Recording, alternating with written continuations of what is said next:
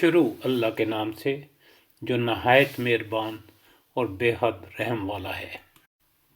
تم نے ان لوگوں کے حال پر بھی کچھ غور کیا جو موت کے ڈر سے اپنے گھر بار چھوڑ کر نکلے تھے اور ہزاروں کی تعداد میں تھے۔ اللہ نے ان سے فرمایا مر جاؤ، پھر اس نے ان کو دوبارہ زندگی بخشی۔ حقیقت یہ ہے کہ اللہ انسان پر بڑا فضل فرمانے والا ہے، مگر اکثر لوگ شکر ادا نہیں کرتے۔ مسلمانوں، اللہ کی راہ میں جنگ کرو اور خوب جان رکھو کہ اللہ سننے والا اور جاننے والا ہے۔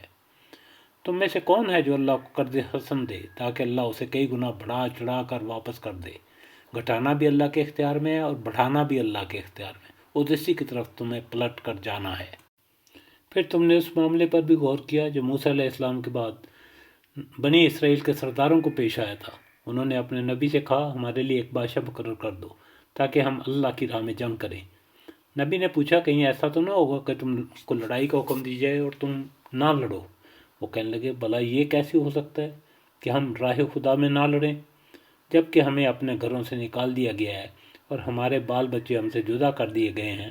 مگر جب ان کو جنگ کا حکم دیا گیا تو ایک بہت تھوڑی تعداد کے سوا سب پیٹھ موڑ کر چلے گئے، اور اللہ ان میں سے ایک ایک ظالم کو جانتا ہے۔